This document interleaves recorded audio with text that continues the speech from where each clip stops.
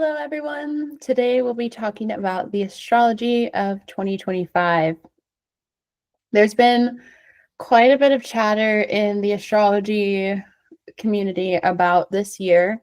I think with good reason.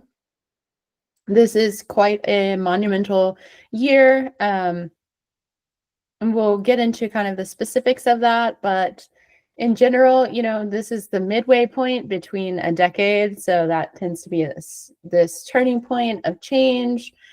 And yeah, just a lot of change happening, and we see that really reflected in the astrology as well. All of the outer signs will be changing planets at the same time this year. Not necessarily on the same day, but within the 365-day cycle, all of the outer planets will be changing signs, which is why I think they're, one of the big reasons that there's a lot of chatter about the new, fresh, and disruptive energy that 2025 will have for all of us. The outer planets in general represent long cycles of change, so they usually have events that are playing out on a collective scale and are reflecting our collective change as a society, as a group of humans. So we can expect a lot of the change that's happening to, I think, happen in our personal lives, but also we'll be witnessing a lot of this change in the kind of collective ether in the world around us. So let's go ahead and get started and get into it. So like I said, there's a lot of change happening in the outer planets this year. All of them will be changing into new signs. Because of their retrogrades, quite a few of them will be dipping back into their previous signs. So this year is like kind of a preview into the coming change, because these cycles will be lasting longer than a year. The only one that does last a year is Jupiter in Cancer. All of these other cycles will be going for years, some of them for longer than a decade. So we get this kind of taste of what's coming, and then we go back to close a cycle, which really aligns with the energy of astrology, of the numerology of 2025, because this is also a 9-year, which we'll talk about as well. So first we'll get into the sort of major transits for 2025. The astrology this year is really telling us a story of transition, change, revolution that's marked by deep endings and really bold beginnings.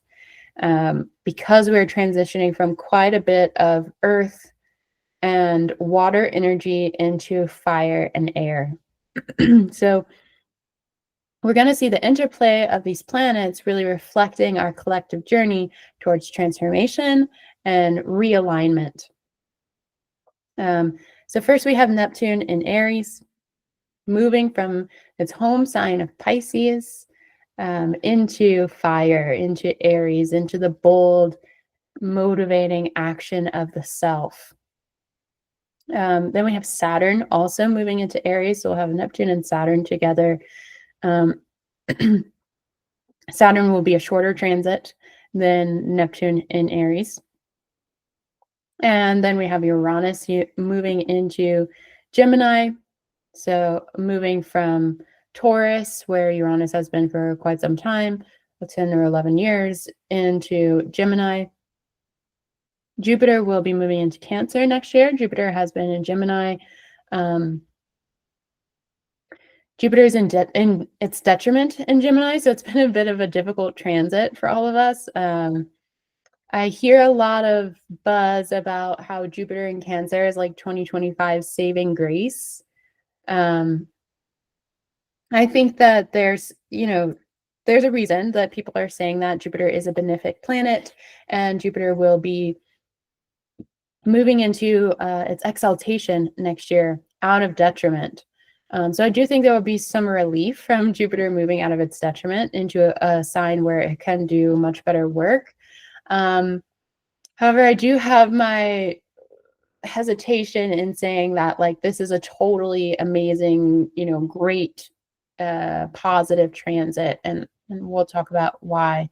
Um, I think like all of these transits, there's like positives, and then there's the possibility of falling into their shadow. Um, and so Jupiter is no different just because it's a benefic planet. And then we also have the nodes changing signs starting in January. So it's starting right away. We've been on this axis of Aries and Libra. The nodes are where the eclipses happen. So we've been having eclipses in Aries and Libra, and next year they will be moving to Virgo and Pisces. So we would be moving from this axis of self and other. How do I express myself? How do I assert myself? And what do I owe others? How do I consider them? How do I share with them? How am I contractually obligated to them? We're moving from that to what are my spiritual practices and beliefs, and how do I embody them in the physical and material world? How do I let go of control and trust in the universe, trust in what I can't see? How do I cultivate my intuition so that I don't always fall back onto logic, especially as things change and get disruptive? And maybe even move into territories and realms that we have never seen or never experienced before. How do I keep my faith? So overall, there's this journey, right, of transformation and realignment. Part one of the year, I would say January to April, is really defined by the North Node moving into Pisces, South Node moving into Virgo. So we have this idea of breaking through illusions while staying connected to higher ideals. There's this theme here of unveiling mysteries and planting seeds of transformation. There's a pivot from practical refinement and perfectionism into surrender and emotional integration, which is Virgo and Pisces. It's really this invitation for us to release any kind of hypercritical tendencies that we have, perfectionist tendencies, and to embrace compassion, to embrace interconnectedness with the world around us, with our fellow humans, and also to trust in the unseen.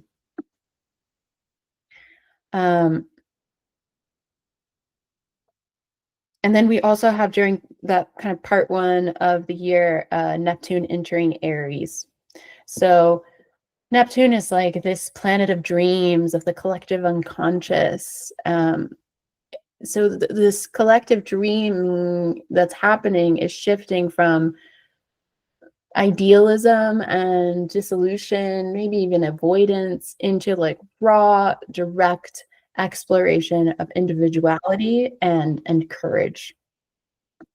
We're no longer just floating, dreaming about the world and how it could be, and what if this never happened? What if colonization never happened? Or, what if we had leadership that actually cared? We're moving from out of an area of what if, where we cultivated and nurtured those dreams, into let's do it. Let's make it happen. Let's manifest this here in the real world. Let's explore our individuality and our courage to actually act on these dreams. So Neptune will be having us carry this wisdom of Pisces forward, but now we're confronting the challenge of expressing our spiritual nature and this idea, this dream that we've cultivated about how the world should look, through action. It's really a great time to reimagine what it means to lead with your soul, what it means to take action and have courage from this very soul-based perspective.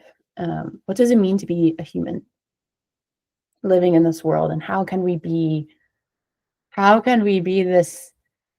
embody this ideal of humanity? We're learning to bring faith and vision into the realm of bold action. So faith and vision is Pisces, or bringing that into this Aries realm. Then the second part of the year gets very disruptive. Things are changing, planets are going retrograde, dipping back into signs. So May through August, we're finding a balance between old and new structures. We're finding and feeling some tension between the roots and the growth that we want to see happen.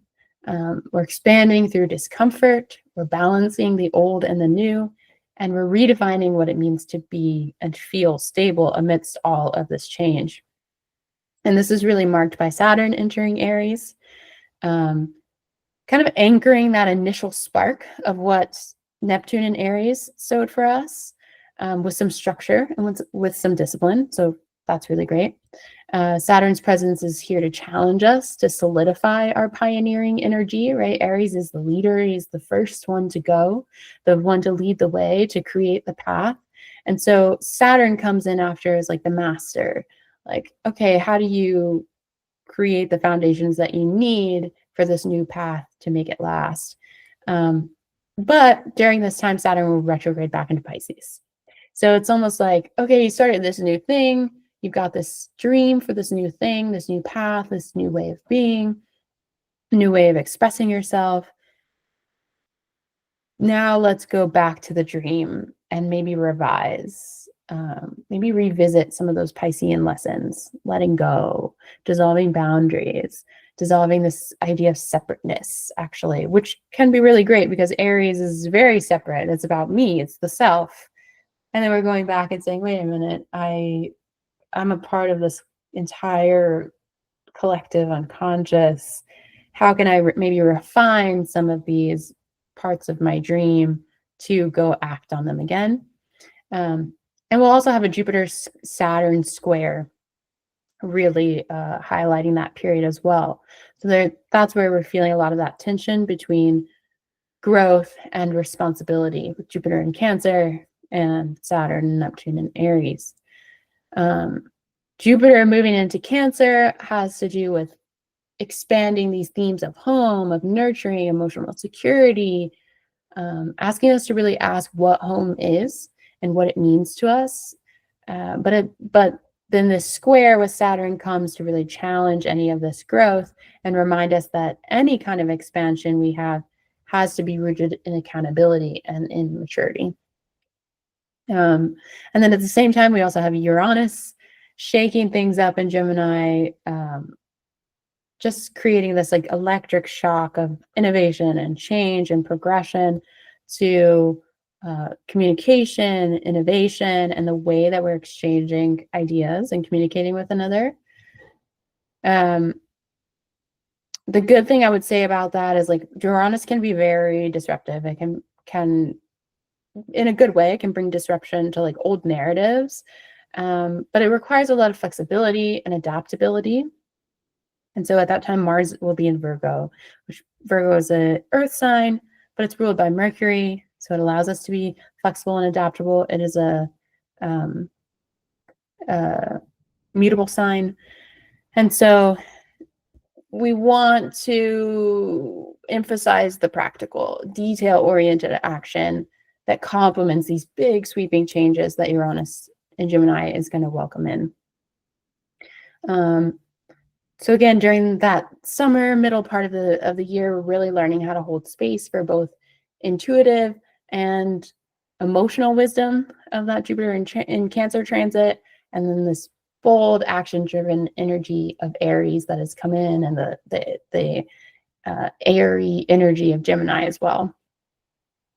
And then the last part of the year, which kind of tends to be the norm, we're revisiting the depths and anchoring the dream. So it's a time of reflection, of integration, of setting the stage for long-term transformation, especially because, like I said, this year is kind of like a preview of what the bigger waves that are coming that are going to define the rest of the decade and into the next one. So as we move into the latter part of the year, the astrology really reflects a time to revisit and recalibrate as these retrogrades are happening. And as we're winding down into fall and winter, Uranus will retrograde, Neptune will move back into Pisces. So those rapid changes that happened in the middle part and even the beginning part of the year will start to slow down and allow us to reflect on like, okay, what just happened? And how do I create some stability for myself as we move into like the thick of it in the coming years. So let's well, the next thing I want to talk about as well is, astrology and numerology uh, do intersect. Numerology is its own field of study. So if this, sparks some curiosity within you and you'd like to learn more, you can always book a reading with me or learn more about numerology on your own. But I thought it was just so relevant to uh, what I'm seeing for the year coming up and the astrology of the year as well, that next year is a 9 year, or 2025 is a 9 year. And it's ruled by Mars. So 9 year is the end of the cycle in numerology. We move from 1 to 9, and then we start over again in a totally new cycle in a 1 year. I think that very much aligns with like what we're feeling collectively, and what we're seeing in the astrology with all of these outer planets changing signs in the same year. The 9 year is the end, but it's also a taste of the beginning. It's like, for me personally, 9 years have been like you're in this liminal space, almost like you're in this waiting room and you need to like figure out what's next. You maybe need to have some tough conversations. There's a lot of conflict and tension that can come up. Again, Mars rules action and war and battle. But Mars is also the god of the seed and the birth of new life in Aries season. He rules over Aries. And so there's also this idea that new things are sprouting and beginning, but you're having to make space for them before they can actually manifest, before they can take hold and take root. So there's this tension and conflict between what's leaving and what's coming in. Can create definitely some challenging energy. I think personally, my best advice for a Mars 9 year is flow. Like, do not resist what's leaving. Do not resist what's ending. It may be very surprising what's the doors that are closing or the relationships that are ending. Maybe you thought it was something that was infallible. Maybe you thought it was something that was just going to come with you to the next chapter of your life. It's just gotten very painful for me in personal 9 years when I have not listened to the flow of the energy around me, and I've just tried to grasp onto something for some sort of control, or because I thought that things would go a different way. And that's ultimately what led to the most pain and confusion in a 9 year. Like I said, it's this liminal space. So it's like you're waiting because you know something new is coming in, but it's not quite arrived yet. And the reason it hasn't quite arrived yet is that there needs to be this clearing out of stuff, of like stuff that needs to end and needs to go and needs to go a separate way before we can begin again. Mars governs drive and action and ambition. It's what motivates us to do on this very primal, impulsive, physical level. So it can make this year very high energy, bold movement, passionate, getting involved in very passionate pursuits, infusing us with the courage to meet the tension, to meet the conflict. 9 years typically also tend to be times where like something you've kind of been avoiding through the whole cycle, something that's these pots on the back burner are like bubbling over now. So they have to be brought to the front because you have to deal with it in order to move on. 2016 was the last 9 year. So we saw the end of the Obama presidency. We saw Brexit. We saw a lot of social movements, just an intense focus on forward momentum. That like progress that needed to happen, change that needed to happen that could no longer be ignored. Um, in Mars years, you do want to take care of, being conscious of impatience. Like I said, like you can feel something new is coming, but it's not going the way you thought it was going to go. It's not playing out the way you thought it was going to. It's not happening fast enough for you. Conflict, which we don't want to avoid, we actually want to meet in a Mars 9 year, and burnout. Mars has to do with the blood, with the metabolism, with the energy of the body to act and do. And so there's definitely the potential here of like burning ourselves out um, in this energy. So the lesson here is really about striking a balance between courage, having the courage to do something new, having the courage to let go of something that isn't working, and careful planning, which we'll see also with a lot of the Aries transits that are coming in, especially with Saturn and Aries. I feel like that's a very huge theme there as well. Unchecked impulse could definitely lead to mistakes, could lead to missteps in the wrong direction, which isn't, detrimental, but definitely something we want to try to be conscious and aware of. Ultimately, I think this year's challenges revolve around understanding the difference between aggression and assertion. Mars rules Aries, right? And Aries is all about the self, asserting the self, expressing the self fearlessly, um, knowing what you're owed, knowing what your right is, to assert yourself, to do for yourself. But Mars and Aries can be very, very impulsive energy, kind of acting without thinking. And so we want to make sure that we're understanding the difference between this fearless self-expression and heedless recklessness. Like I'm reacting instead of responding to what's happening. But we, at the same time, we want to harness this Mars energy, this fire, to have the energy to overcome obstacles without being consumed by, again, that impulsivity or frustration. It's really about learning to channel that primal energy to do into meaningful and purposeful action that moves us forward closer to where we want to be. These challenges are creating portals for opportunity, or doorways, windows for opportunity for us, especially to harness our passions and to have some courage to like do the thing. Like, it's time for us to grow. It's time for us to leave the shell and to sprout out into new life. So Mars is bringing us portals of initiation, where personal and collective courage leads to transformative growth on a collective scale, on a large scale. However, this usually happens through challenges that demand bravery and demand us to make like decisive action. Like you have to make a decision. You have to go a certain way. It's kind of like a crossroads here. But yeah, there's a lot of potential for personal growth, opportunities to take bold step towards goals that you've had for a long time, maybe that you've been working on this entire 9-year cycle, to assert your boundaries, to confront any kind of fears we've been holding on to. We're really feeling empowered to act where we may have been a little hesitant, like, oh, it's not the right time and I need to find the right time. It's time now. It's time to do. It's time to act.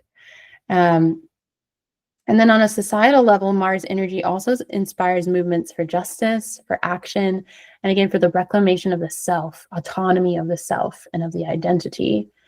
So there can be really great doors and opportunity opening here for innovation in technology. Mars is also the warrior. So, there's a lot of potential here for this to be a year of battles, for military and defensive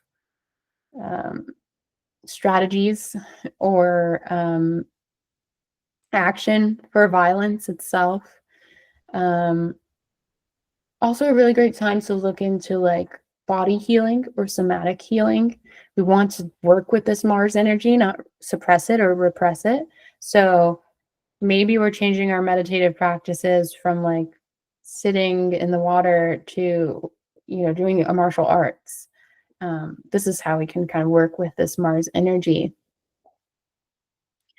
Um, and then the major theme, I would say, for our Mars 9 year is action with intention. And that's why we want to learn to flow with this fiery Mars energy and not be in resistance to it. We do want to act, we just don't want to act impulsively.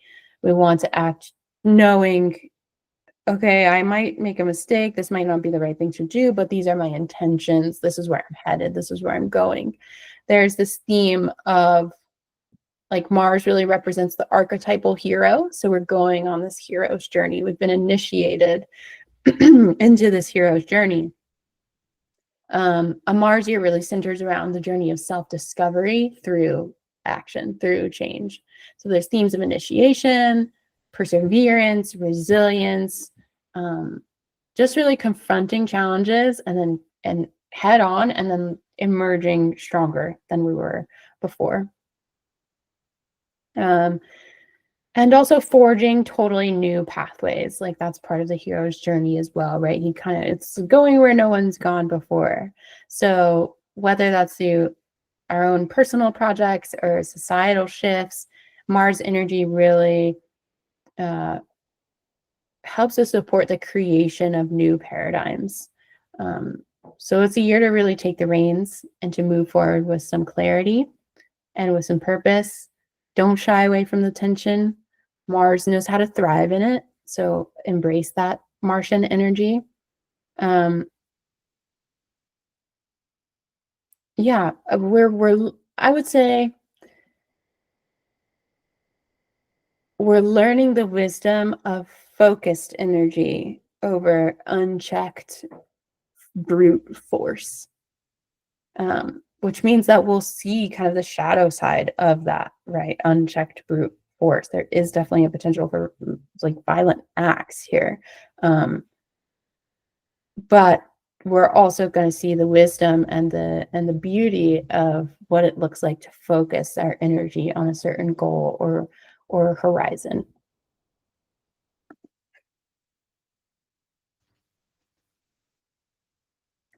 Now, the first big change of the year is happening pretty early, January 11th. And it's happening with the changing of the nodes of the moon. So the nodes of the moon are tracking that path of the moon as it circles the earth. And then as we're circling the sun, those pathways of the moon and the sun meet, and that's where we have our eclipses. So for the past year and a half, we've had eclipses on the Aries Libra axis, again, that axis of self versus others. What do I owe myself to care for myself, to do for myself, and what do I owe you to do for you, to care for you? This year, we'll be moving into a totally new axis of Pisces and Virgo. However, we do have one Aries eclipse left. But for the most part, we'll be working on that Pisces-Virgo axis. So eclipses are disruptive to the normal flow of energy. They mark turning points or revelations in the journey. That can cause a lot of fear mongering around eclipses, right? Which I think we've seen over the past couple of years as it's become more prominent to talk about them. But I want you to remember that eclipses are normal. They happen every year. They're a part of that nodal cycle of the moon and the sun. We're meant to have a disruption. We're meant to have something shake us up. Oh, wait, actually, I'm doing the wrong thing. I need to go this way. Oh, I realize now I need to do this or do that. So this nodal shift is teaching us how to merge the practical, Virgo, and the spiritual. It's really this journey of transcendence, right? Pisces is all about transcending the body into the soul realm. But we're learning this through surrender and through service. So Pisces is bringing in lessons of compassion, of faith and trust in something greater than us, and the dissolution of ego-driven boundaries. North Node moving there is like a collective is called to embrace the unseen, the mystical, the interconnected web of existence. Pisces is Christ consciousness energy. It's like, oh, you're me and I'm you, and there's no distance, there's separation between us. Like we are everything. We all belong to the same thing, and It's rooted in love. It's rooted in compassion for one another. Virgo is teaching us discernment, humility, and the sacredness of the material world. Virgo, often when people talk about Virgo, they talk about the virgin maiden. And our understanding of virgin is that it's a woman who like saves herself and never has sex. And that's a mistranslation of virgin and what this word means in its ancient context, which is actually a strong woman who provides and cares for herself and has committed herself to the sacredness of the material world, of the harvest, and of the earth, and our earth body. And so it's not about not having sex or not experiencing pleasure or restricting ourselves from pleasure. It's about committing ourselves to something greater than ourselves. The virgin would commit herself to the goddess. And she didn't marry, but she was still allowed to have sex. And she was cared for through this relationship of commitment to the earth. So we're letting go. We're surrendering control with the South Node in Virgo. We're letting go of perfectionism. We're finding peace in imperfection. We're releasing the need to micromanage things. We're learning to trust in divine flow and allow intuition to guide the way for us. There's a theme here of compassion and forgiveness, serving others as an act of spiritual devotion. Union with the whole, recognizing that separation is this illusion, and we're finding harmony and unity, expanding beyond judgment and learning to hold space for the imperfections of other people, for ourselves and others. We're having a lot of Aries energy, which is like doing something new, starting something new, bold action in a new pathway, which inevitably means failure, right? Or messing up or misstepping or stumbling on that path, and then figuring out, oh, okay, that's what I did wrong, and keep going. And so we need to have compassion for ourselves on this journey, and we can't have compassion for others if we don't have compassion for ourselves. We're really facing the truths of perfectionism and control. I think really understanding like we control very little in our lives, actually, besides our reaction and besides our commitment to each other. As this, soul-bound collective, the axis of Pisces and Virgo is the soul and the body. So how does my soul's expression and desires manifest? Through my physical actions, through ritual, through commitment. How am I doing the work is really what it's giving to me. We're also acknowledging limitations and confronting where our need for control or precision has led to rigidity, led to burnout. Again, like we want some adaptability during this year. The new is coming in, and we need to let go of the old. We want to be in flow with the energy of the universe. Or just in general, we're emerging as a collective grounded in discernment and faith. We don't want to move too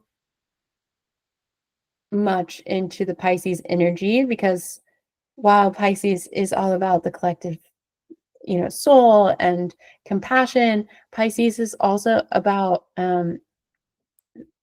substances and delusion and sort of religious fantasy, or spiritual fantasy, where we can get lost in ideals and lost in kind of the astral realm.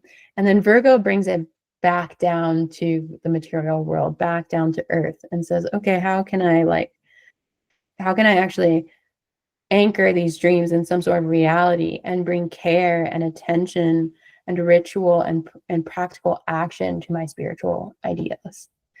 So collectively, this hopefully will allow us to emerge more grounded in our trust in the universe, but also our discernment, and practicing care and divine love for each other. I think, there's also this very scary possibility of religious fanaticism, cults, just delusions in general. Um, and Pisces also has to do with like sacrifice, martyrdom. So these themes, we can fall into the shadow of these themes as well. So we do want to be careful there. um,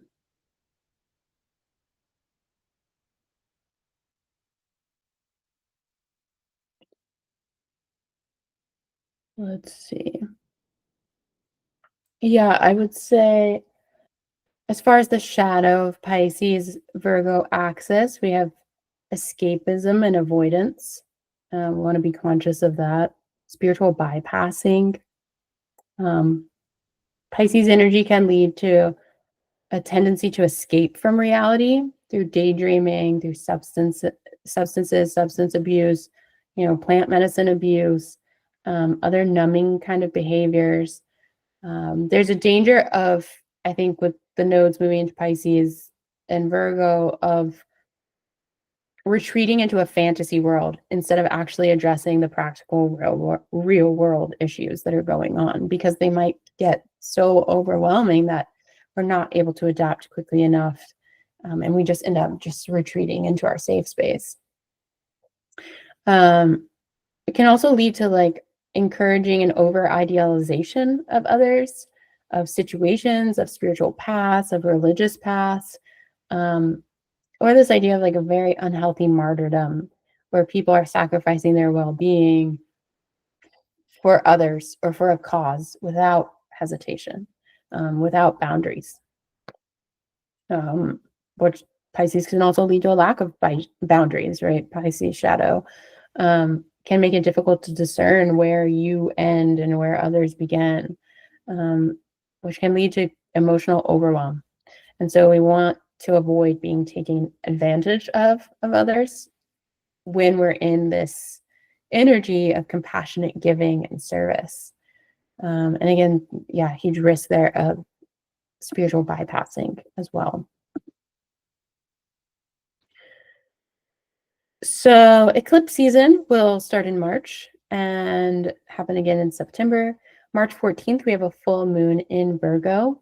That full moon will be on the south node. So large themes there of release, of letting go of like needing to rely purely on logic and moving more into this realm of cultivating our intuition and our trust in the universe, needing to let go of controlling everything, of knowing everything, and just trusting that that we're on our path and things will align as in the right timing, that there are forces at work that are greater than us, that we don't have control over. Then March 19th, we finish up that Aries Libra eclipse. So we do have a solar eclipse in Aries.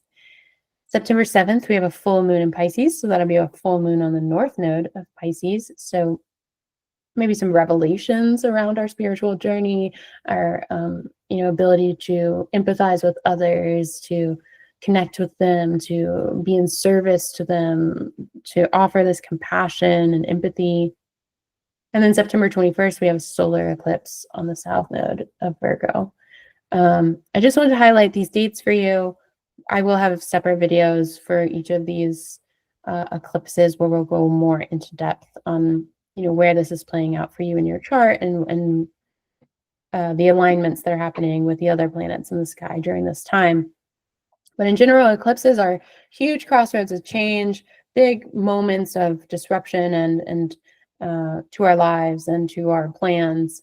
So I want you to look in your chart, depending on which house system you're using, at where Pisces and Virgo falls for you in your chart.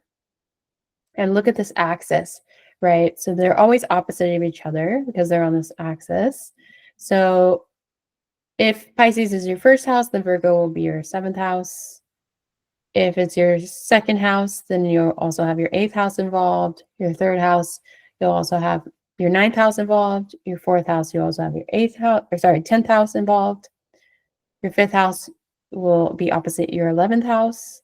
Your sixth house will be opposite your 12th house. So if this is happening in the first and seventh houses for you, the first house is the cosmic hello. It's your aura, it's your energy that's interacting with the world around you. Oftentimes, like when we meet someone, we might think they're a certain sign or a certain element, and it turns out it's not their sun, it's their rising, right? So the first house is that rising sign. It's how you greet the world with your appearance, with your actions, that auric energy. Opposite of that is your seventh house. So how I interact with the world, and then how the world is interacting with me through relationship. So one-on-one relationships and commitments, business deals and contracts, who you are contractually in relationship to, your marriage, your business, friendships. So there's some disruption coming to like how you relate to yourself, how the world relates to your sense of self, and your relationships there. So just something to be aware of.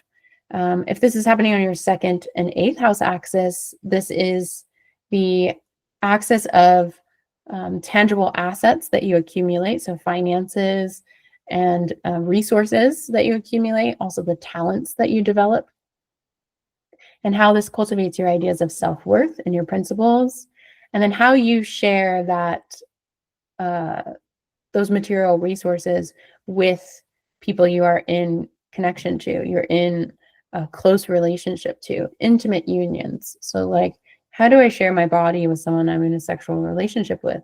How do I share my resources with someone I'm married to or someone I'm in business with? How do investors share their resources with me? And the eighth house also represents life's big transitions. It is the crucible for metamorphosis, for death and rebirth. If this is happening on your third house, this is the house of communication, facts, sibling bonds, short trips. And on a deeper level, it's where you connect the dots of your thoughts. So you're weaving your web of your own personal truth and story in the third house. And then in the ninth house, you're expanding that beyond your kind of immediate horizons. So the ninth house is higher learning. Third house is like where I'm learning in school. Ninth house is where I'm going to college or where I'm doing my graduate degree. Long journeys abroad, philosophical expansion, how I learn from other people's stories. This is where your beliefs meet the divine, where your facts from the third house are then turned into opinions and morals and beliefs that you create your life perspective off of. So there's some change and disruption coming to how you communicate and how that communication and connection with others through travel, through learning, kind of creates your greater worldview. Your fourth house is your home base, right? It's that IC, that root part of the chart. It's the physical dwelling, the actual physical home and family ties that shape you. And then spiritually, it's the hidden root system of your emotions that anchors your innermost self. And then opposite of that is the highest part of the chart, the brightest part of the chart.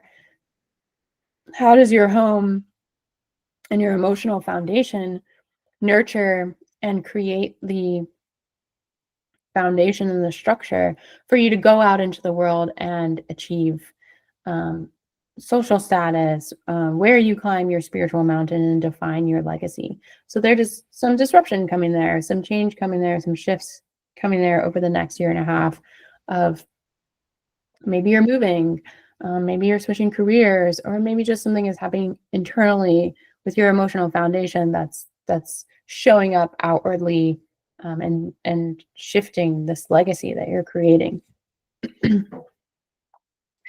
The fifth house is, if this is happening in your fifth house, 11th house, this is the axis of passion and joy and romance. It's where we create, whether that's through self-expression and creating art, or create physically through sexual pleasure. It's the house of children. It's where you experience the pure joy of existence and express your inner child. And then the 11th house is your gathering of friends, your community that aligns to these creations, these dreams, this self-expression that you have. It's your network where your shared creative vision and humanitarian hopes align. So maybe there's a shift coming to how you express yourself, or who you're attracting that is going to align with uplifting your dreams, helping to create this shared vision because of how you're expressing yourself. If this is happening on the 6th house and 12th house, um, really great to be conscious of this. The 6th house and 12th house axis is the it's the axis associated with Pisces and Virgo. And also with, again, that soul and the soul realm of dreams and mental well-being and emotional well-being and physical body and physical manifestation. So your 6th house is where you toil, where you struggle, your daily labor, your work, health routines, kind of nitty-gritty details where um, they're serving as like your soul's training ground for mindfulness and for service. And then the 12th house is this realm of the unconscious. It's boundless. It's the astral realm where the soul lives. Um, it's the house of private retreat of the hermit. It's your secluded sanctuary for healing, release, and connection with the universal source, sleep, and also your subconscious. So there's this idea here of like disruptions happening in the subconscious that can affect the physical wellness of your body and in your daily life and your physical reality. And opposite, right? Something can happen with the physical body, with your health and wellness, with your daily happenings and rituals that affects your sleep cycle, that affects your emotional well-being, your dreams. So something to be conscious there of where these eclipses are happening for you, and how they might show up, where you can welcome this disruption and where you can welcome change. Um, Again, as we get closer to these eclipses, I'll be doing more detailed videos, but just wanted to highlight that for you. So in general, we're talking about three main themes here: surrender versus control, trusting in the unseen forces of intuition, of faith and divine timing, a spiritual service, cultivating humility and finding meaning in everyday acts of care and kindness for ourselves, and then extending that out into the world, and unity and discernment, right? Moving beyond judgment to cultivate compassion for ourselves and others, especially as we move into this whole new era and new way of being. Like I said, 9 years personally for me have been so difficult because there is a lot of internal resistance of like, why is this happening? So much is changing. And I feel like that will just be amplified this year, because all of these outer planets are changing. Usually we get, one at a time. So all of them is like, it can become very overwhelming. There's also this idea here of healing with practical applications of our intuition, right? So we're bringing the spiritual into the physical realm, into the material realm, into our actions, into our daily practices and rituals. Now, the next transit, or kind of big transit that we have, is Neptune's ingress into Aries, and that happens at the end of March.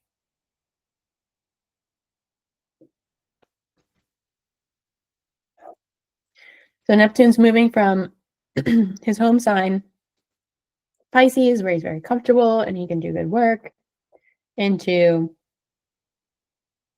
Aries, into fire. So Neptune's story is one of dissolution and transcendence.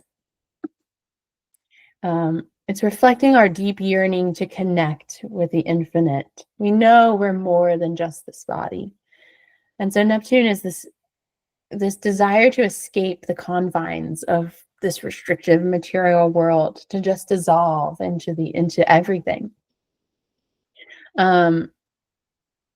We've been supporting that Neptunian energy with Pisces, right? We just talked about Pisces as like compassion and love and understanding that we're all souls and we all belong to this collective unconscious. We've been in this almost like this dream state, this collective dream state. As we move into Aries and into fire, it's like we're just sparked awake into the reality of like a new cycle, that this newness is happening. We're no longer imagining what could be. We're taking action now. We're doing it. We're stepping into the unknown. And we're embodying all of this, embodying these dreams and these ideals. They don't just go away. It's not like we woke up from the dream and we forgot it. We woke up from the dream and now we're informed by the dream. And now we're embodying it with this fearless, fiery authenticity of Aries. So we're going to be feeling inspired to take action on what's previously been like, it just felt intangible. It's felt like it doesn't really exist. It's just in my dreams. No, now we're here to make it exist, to create it. So overall, I would say this transit is really a call for courage. It asks us to blend imagination with initiative. It asks us to confront illusions. What is real? What was the dream? And what can I bring from that dream into reality? And to also align our action with our higher truth. So it's a chance to turn inspiration into real change. For me, this is like really relieving, right? Finally, like we're going to start to see people do something. To lead with our heart, to live out our spiritual values, our spiritual goals with boldness and with purpose. It's a time to kind of reclaim some spiritual courage, to pioneer new ways of spiritual learning and healing, of expressing the sacred in the everyday life. There's this shift from idealism to like raw, direct individuality, expression of individuality.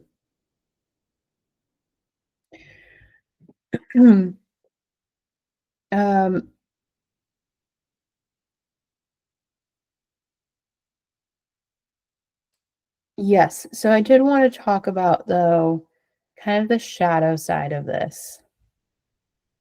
First, we'll talk about sort of the key themes, and then we'll go to the shadow side. So this transit is a long transit. This is going until 2039. This is till the end of this decade for sure, and into the next. So this is really coloring the energy for quite some time. Three main themes here I really want to talk about is the awakening of potential, right? This, again, awakening from this dream. So I think this could really lead to like artistic and cultural revolutions. New pathways are opening up that are fueled by raw, uninhibited self-expression, bold experimentation, right? We're doing it. Like we're forging the new path. We're walking the new path. When it comes to technology, to spirituality, to healing modalities, we're taking those actions and steps to create something new. Aries is also the leader, the emperor, the one who goes first, who creates the path. And so Neptune and Aries can help us redefine our spiritual identities and also leadership. Leadership as rooted in inspiration, in empathy, and vision, exploring how individual identity fits within the larger fabric. Again, want to think about how this can like lead to fanaticism, to like the rise of cults, of just kind of following leadership because they're so inspiring, because we're kind of, Neptune again can have us like lost in the sauce sometimes. And in Aries, it's like we're lost in the sauce of self. And so someone has this really bold expression of self and a new way that things should be, and is, this charismatic leader, there is also this potential of like following someone into delusion. So I do want to be conscious of that. There's also, I think, if I could say like one huge theme for Neptune and Aries, it's just the rise of inspired action. It's like, okay, I can't sit by anymore and watch. I have to do now.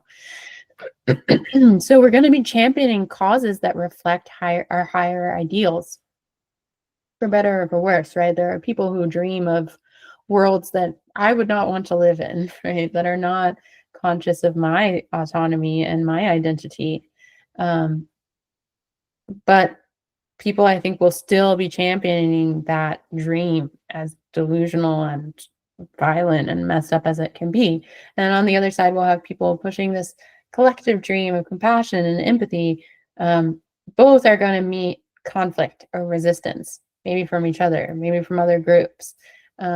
I think we'll see leaders, we'll see individuals, we'll see people that will do it anyways, despite the conflict, despite the resistance, despite the, I don't think you should do that. They're doing it anyways. We're reclaiming the courage to pioneer new paths in collective change. Um, this is very much giving Luigi energy, if you know what I mean. Yeah, I want to talk about the last time we had a Neptune and Aries transit, though, because I feel like it really relates to, helping to understand this energy. The last time we had a Neptune and Aries transit was 1861 to 1875. Lots happening in the world there. Big event I want to talk about is the American Civil War, because I think it really exemplifies, you know, both the good and the bad, the kind of shadow side and the positive side of how this transit can play out, which is, um, you see like leaders emerging during that time that are like, no, we need to go a new way. The world needs to change around these ideas of freedom, of equality, of self-autonomy, body autonomy, right? Enslaved peoples knowing that they have the right to claim the profits from their own labor and also the control over their own bodies and labor. Um, what I want to really highlight is that this transit really shows us that freedom and equality and autonomy, body autonomy, self autonomy, identity, these aren't just like philosophical concepts. They're not just ethereal, intangible Piscean dreams. They're real, and they require sacrifice. They require bold action. They require battle sometimes. Like these are real things that have to be lived and fought for. Um, and I think we're going to meet that truth during the Neptune and Aries transit. There's also this idea of progress and like delusional progress, right? We're forging this new path, but we're lost in this mysticism of Neptune, the fog of Neptune. So we want to ask ourselves, like, progress at what cost? Who's paying the cost of this technological progress or even the spiritual progress, right? Why are we going to um, developing countries that are wrought with strife from fighting colonization for years for a spiritual retreat, and we're not doing anything to help the community? This kind of thinking. Who's paying the price of the progress that's happening?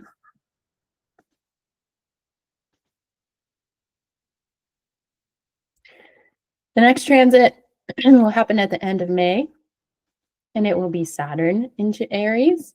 So Saturn comes and sort of brings some balance to some structure and some discipline to this transit in Aries, the Neptune delusion. We get kind of the master coming in and saying, all right, where's the structure here? So the story of Saturn and Aries is speaking to a leader's journey, which I think then we'll start to see a lot of um, emphasis on leadership and governance and our ability to govern ourselves as well, not just, looking at our actual leaders, but also recognizing like how much power we have to govern ourselves. Stepping into this role of responsibility, confronting fears, again, that's Aries power there, and building a foundation for bold action. So Aries inspires the courage to take initiative, the discipline to persevere, and the fire to lead with purpose. And during this transit, we're challenged to define our ambitions, claim our authority, and turn our passions into lasting impact. There's a theme here of like old structures, right? Saturn is rules over Capricorn. There's like authority and legacy and these institutions of power. We just had Pluto finish his transit through there, where he kind of exposed the like corruption and rot in these institutions and power structures. And now they're meeting this fiery new energy. I think they're meeting the fire of renewal. Um, you know, they're meeting necessary destruction. It's like really things are going to burn down. But remember that fire is not just destruction. It's always about rebirth and renewal. Mars rules over Scorpio, which is like Phoenix energy. So this transit to me really speaks to feeling this urgency of transformation. It's here. The new is here. The fire of renewal is here to these old structures that have been oppressing us, have been weighing us down, restricting us. There's a renewing fire coming to them, necessary destruction. What's important, again, with Aries energy is we don't want to react. We want to respond. And so Saturn is this careful task maker, the master who shows us over time how to slow down and become a master at something. And Aries is like this impulsive, fiery, bold, driven warrior. And so there's a lot of push and pull energy here. And you want to look to your Aries house to understand more about that. When we get closer to the day of this actual ingress, I'll do a separate video for this. But yeah, there's just this idea here of like, we want to just react to the changes that are happening. But reaction is not transformation. Reacting and changing something is that actually we're not going to get the foundational transformation that we want. And that will be true also in how we're witnessing leadership in that moment, right? We want to see someone embody these Saturnian ideals of strength and purpose and discipline.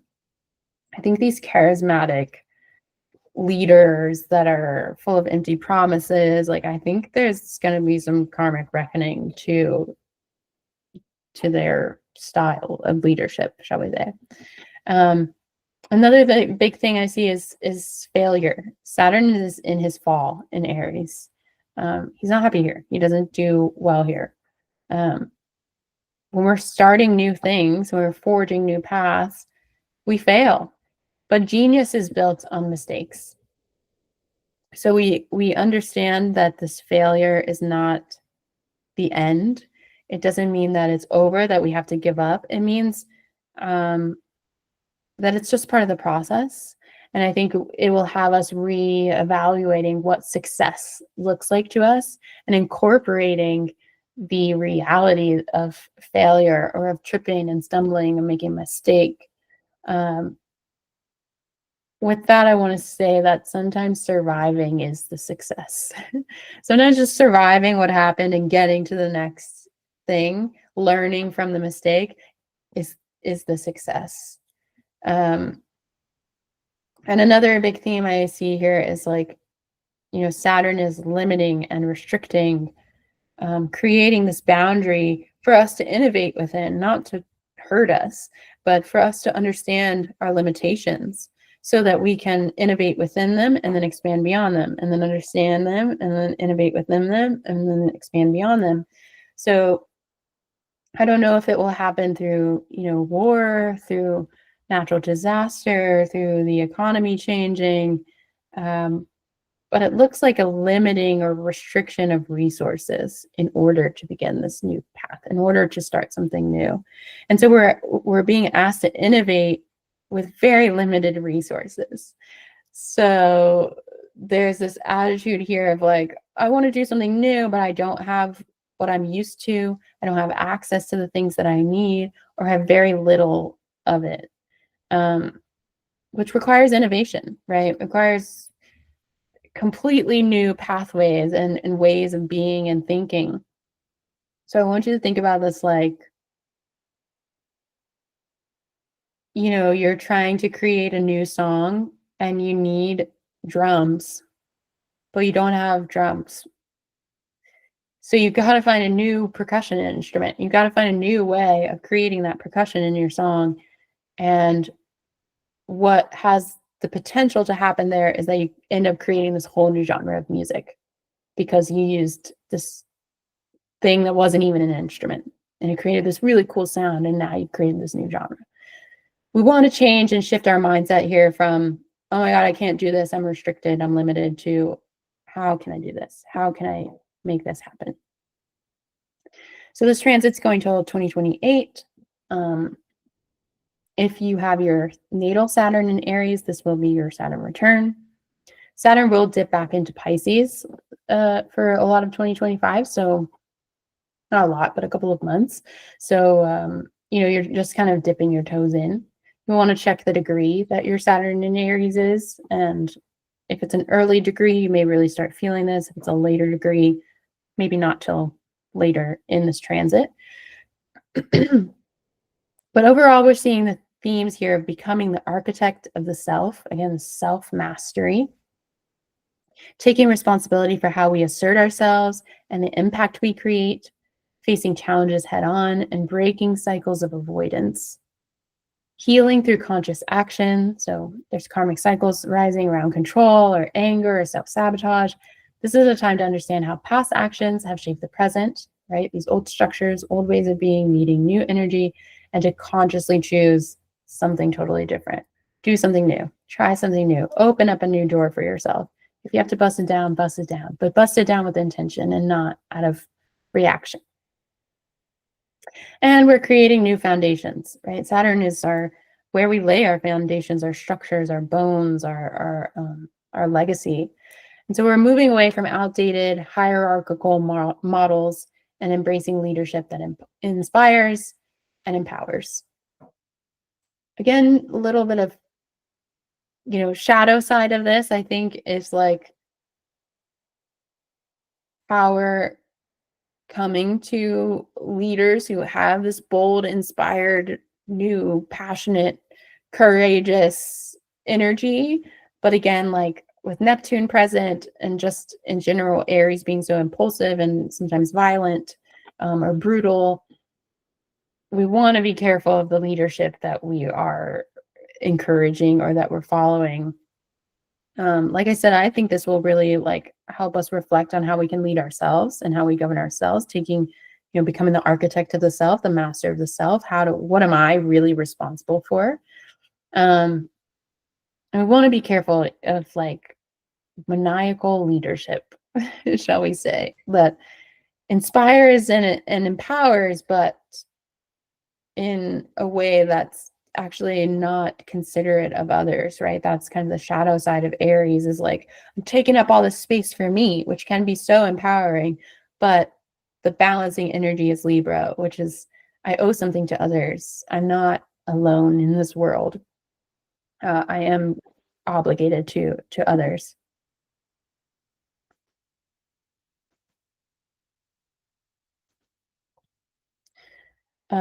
So yeah, something to be conscious of there. The next transit that will happen in June is Jupiter in Cancer. So Jupiter will finally be moving out of its detriment. I don't know if you guys felt like this was a tough transit. I mean, we still have months left of it, but Jupiter in Gemini is just so overwhelming. Jupiter obviously in detriment is not doing his work well there, but it's just overload of information and details and facts and voices and just really intense. So I am looking forward to Jupiter moving into Cancer and moving into his exaltation, somewhere where you can do better work. So Jupiter is this planet of growth, of wisdom, of abundance. Jupiter wants to expand whatever it touches. It wants to magnify it. Which is why I was saying, when people are talking about this being the saving grace of 2025, sure, but Jupiter can also magnify issues, right? So we don't want to forget that. But in general, it wants to expand and magnify whatever it touches to take something and make it flourish. In Cancer, which is the sign that ushers in the summer solstice, which is this peak of abundance, where life is at its peak there, Jupiter finds like the most fertile ground imaginable. Growth happens in the ocean, right? We all came from this primordial soup and then flourished outside of the ocean, some of us. So when Jupiter is transiting through Cancer, the sign of emotional depth and nurturing, the mother ocean, it expands our focus on home, on family, and the ways we cultivate security and care in our lives. Cancer as a water sign is deeply tied to intuition, to emotional well-being, and the desire for a sense of belonging within our family. And that's our greater family as well, right? Our human family, but also our non-human family, existence itself. I want to feel like I belong, like I'm home, I feel safe and secure. So it governs the spaces and the people that make us feel safe, and our ability to give and receive care, and our connection to the rhythms of our inner and outer worlds. Cancer is ruled by the moon. The moon governs these rhythms of, the menstrual cycle, the sleep cycle, right? The cycle of light. So the rhythms of our inner and outer worlds that nourish us. I will say that one of the key aspects of Jupiter in Cancer is connection to the idea of nurturing something small and vulnerable and supporting its growth until it becomes strong. So, like, there's a focus on vulnerable groups of people, whether that's children, whether that's the elderly, the sick, the homeless. There's just a focus on maybe on the housing crisis. We've seen that in the past with past Jupiter in Cancer transits. It's really just encouraging growth through emotional intelligence and a deeper appreciation for how we find safety and what nourishes us and helps us feel like we belong to and with one another. So we have this theme here of emotional expansion and collective healing, deepening focus on the value of care, support, and emotional safety, redefining home and boundaries. Where is home? I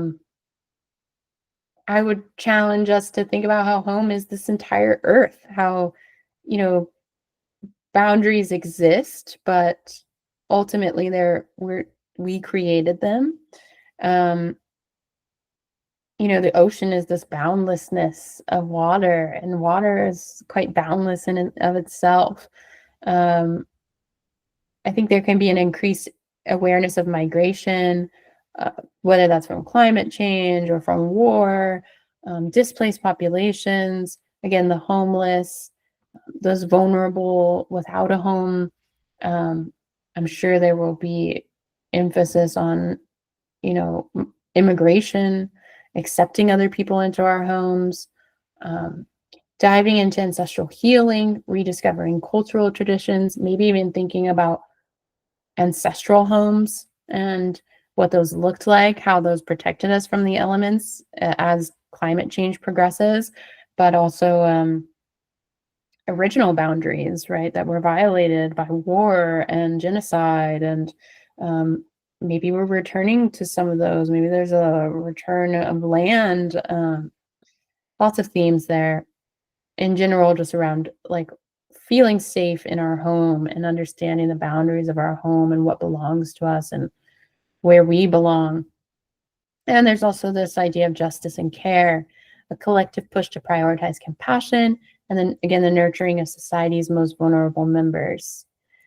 I think my big hang up with Jupiter in Cancer, especially everyone saying that it's so positive, is that not the last time we had a Jupiter in Cancer transit, but previously was 2001, and that was 9/11 in America.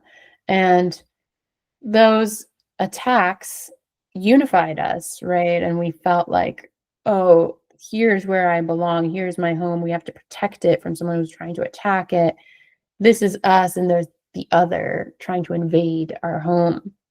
Um, so I am a little, you know, wary of what could push us into this collective healing, this redefining of home and boundaries. Maybe it's just an amplification of issues that already exist. Maybe there is an attack. Maybe there is something that happens. Maybe it's a climate disaster destroying a bunch of homes that brings this issue forward. Maybe it's again the housing crisis, like outside of just homelessness, but also millennials for the most part cannot afford homes. Maybe we're addressing that. Um, but I wouldn't totally like, oh, Jupiter's a benefic planet and it's exalted in Cancer, so this is a good transit. There can still be some sort of strife or conflict or issue that arises that pushes us into this feeling of protection and needing to care for ourselves. So also something to be conscious of.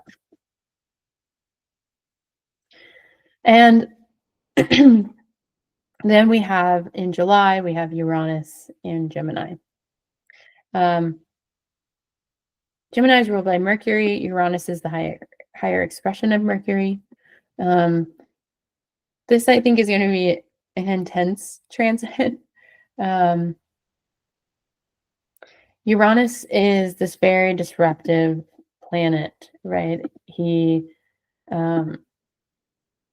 disrupts the way we share and access information, which can spark innovation in communication and technology, education, media. These are all Gemini-ruled realms.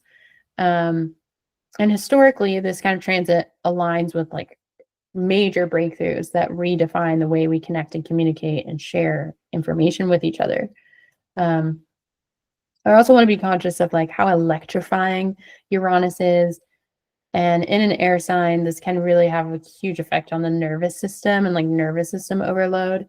This is a long transit, so we want to be just conscious of that, I think. Maybe I'm just feeling a lot of the overwhelm as well of Jupiter and Gemini. But as Uranus moves into Gemini, we experience a surge of innovation and disruption in how we think, communicate, and connect as a society. So Gemini is ruled by Mercury, thrives on curiosity, adaptability, the constant flow of ideas. And Uranus is this planet of change and rebellion that electrifies these traits, pushing us toward breakthroughs in technology, education, and communication networks. When I picture Uranus and Gemini in my mind, it's like, those little electric balls of energy, and it's like, it's like buzzing around it. And then someone puts their hand on it and like their hair like becomes electrified and they're kind of shocked. Like that's kind of how I see this transit. Uranus is like, you can rip the rug out from under you. And because it turns you topsy-turvy, you're like, you land on your butt and you're like, whoa, okay, I got to do something new. I got to innovate. So it can inspire bold new ways of thinking and connecting, but it also has a shadow side. It challenges us to navigate this destabilizing effects of rapid change. And we're already having rapid change with Pluto in Aquarius, with Neptune in Aries, Saturn in Aries, right? So this just kind of compounds on that. Overall, this is going till 2033, so this is a long transit. We have three major themes here of redefining truth.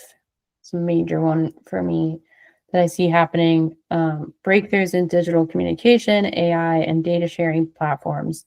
We're already seeing that. We can just expect that to continue as a theme. That leads to challenges with misinformation, right?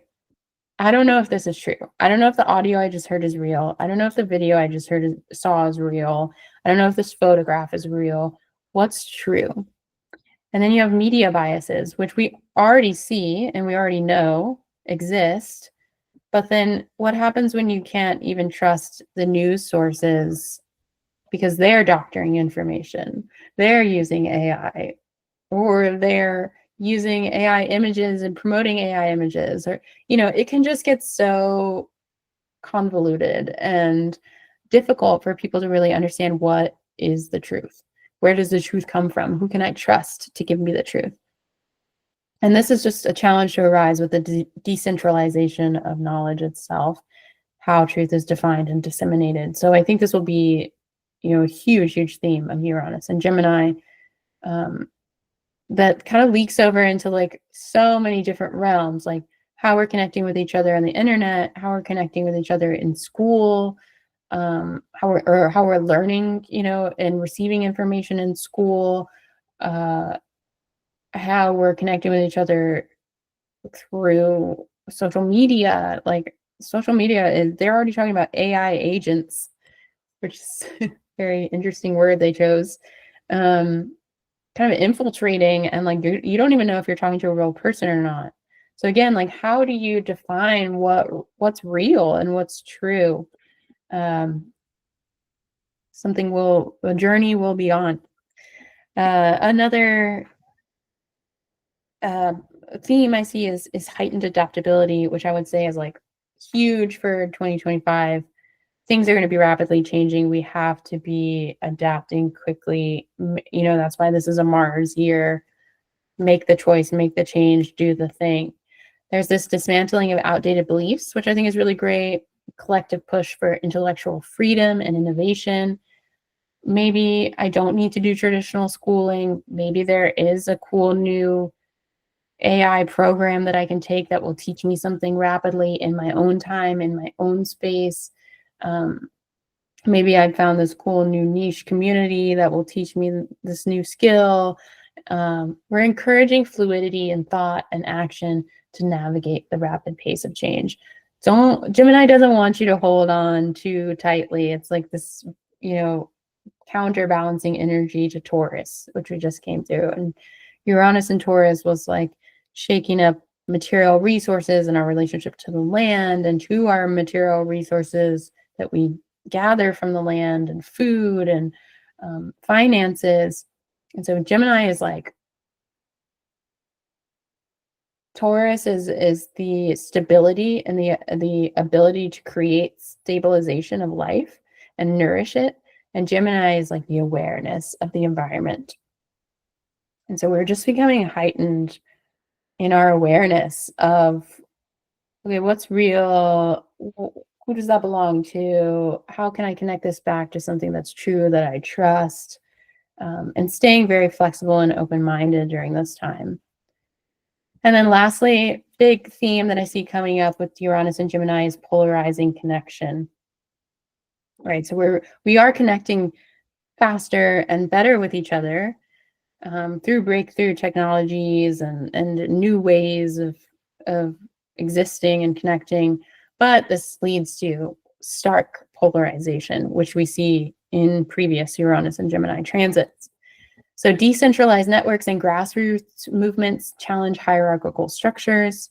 They create greater interconnectedness and innovation, but also heighten polarization or fracturing within communities. So if we look at past Uranus and Gemini transits, I want to look at three past transits. So the first one was 1774 to 1781. This includes the American Revolution, right? So we see this breakaway from like twin entities, basically, because America was founded by British colonists, and so they're breaking away from their British monarchy, and they're doing it through writing. They're doing it through sharing information, clandestine meetings. I forget the name. It's like the Sons, Daughters, and Patriots. I forget those underground, meetings about informing about what democracy is and what taxation without representation is, and these pamphlets and magazines that they're sharing with each other, finding ways to distance themselves and polarize themselves from this entity that created them, actually, by sharing information. So there's this huge, polarization that's happening there with information and sharing information.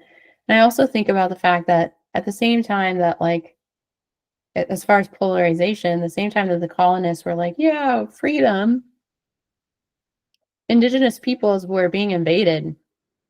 And so they're also fighting for this autonomy and have different opinions and polarizing ways of existing and viewing life. And there was just so much splitting at that time. And then you also work in, enslaved people at that time as well.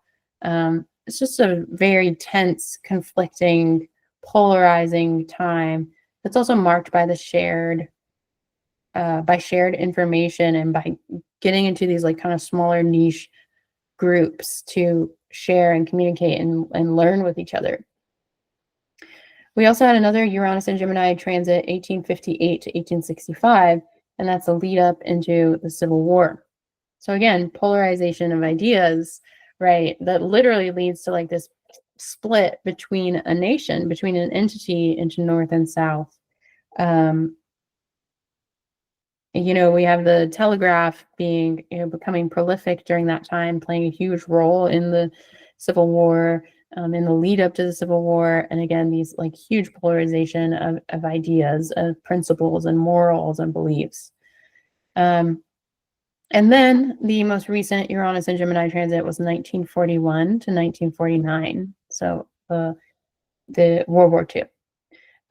So you see a real theme here with polarizing opinions and ideas leading to conflict, leading to debates, right? Debates were like a huge theme of the Civil War. And you also see alliances forming.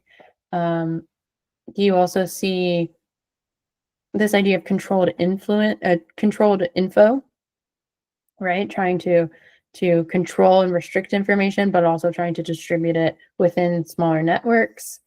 During World War II, we saw the radar invented, like so much technology that happened during that World War that really differentiates it from other wars. Code breaking, using indigenous languages here on Turtle Island so that other, enemy forces wouldn't know about the movement and transfer and connection and communication of Allied forces, code breaking. And also, that transit goes to 1949. So post World War, we see the rise of like spy and surveillance states, the splitting of Germany. So lots of examples here of how polarization, lots of voices, conflicting information, not knowing what's true, rapid progress of technology and communication and connection leading to conflict.